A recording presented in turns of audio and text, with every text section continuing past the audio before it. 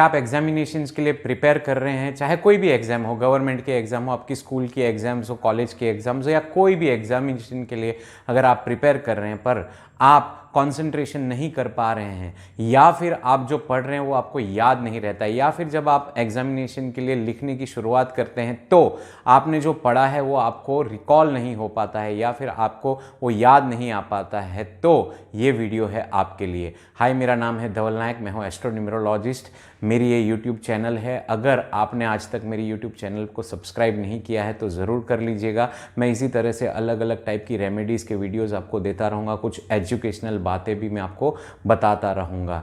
तो आज की जो हमारी वीडियो है वो है स्विच वर्ड्स के आधार पर। स्विच वर्ड्स जो होते हैं वो मंत्रा जैसे काम करते हैं, ये हमारी एनर्जी पे वर्क करते हैं। जितनी भी चीज़ें हमारी लाइफ में होती हैं या जो भी चीज़ें हम करते हैं उसमें बहुत सारी चीज़ें, लॉ ऑफ अट्रैक्शन कह लीजिए, या फिर ऐसे बहुत सारी फोर्सेस होती हैं, एनर्जीज़ होती हैं जो हमारे लिए बहुत ज़्यादा कारगर होती है। इस दुनिया में जो भी चीज़ें हैं वो एनर्जी से ही बनी हुई होती हैं। तो इस एनर्जी को समझना और उस एनर्जी में ही अपने रिजल्ट्स को पाना बहुत ज़रूरी होता है। तो स्विच वर्ड्स जो होते हैं वो पॉजिटिव वर्ड्स का एक कलेक्शन है, जिसके कारण अगर उसको हम एक बार चेंट करते हैं तो हमें बहुत ही ट्रेमेंडस और मेरिकुलस रिजल्ट्स देखने को मिलते हैं। उसी सीरीज़ के अंदर मैं आज जो स्विच वर्ड लाया हूँ वो स्विच वर्ड है उन सभी स्टूडेंट्स के लिए जो एग्जामिनेशंस के लिए प्रिपेयर कर रहे हैं, जिनको कुछ ना कुछ परेशानियां आ रही हैं या फिर कोई दिक्कत का सामना करने हैं।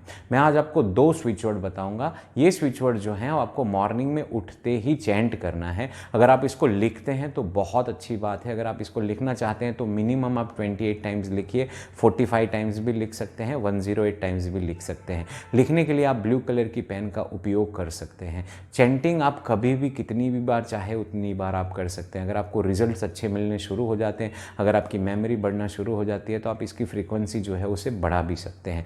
पर ये स्विच वर्ड तभी काम करेंगे अगर आप भी राइट डायरेक्शन में अपनी मेहनत को लगाएंगे। तो जो 2 स्विच वर्ड मैं आपको बताना चाहता हूँ वो 2 स्विच वर्ड हैं आपको रीच केयर, रिस्टोर केयर। दोनों स्विच वर्ड अलग अलग हैं, रीच केयर, रिस्टोर केयर। ये दोनों स्विच वर्ड्स जो हैं वो आपको रोज़ चेंट करने हैं, लिखने हैं, और उसके बाद देखिएगा आपको कितने बेहतरीन रिजल्ट्स मिलने शुरू हो जाते हैं। देखिए, रिस्टोर रीच जो होता है वो आपको कहीं ना कहीं मेमोरी पावर को बढ़ाने में बहुत ज़्यादा इंक्रीज़ करने में हेल्पफुल करेगा।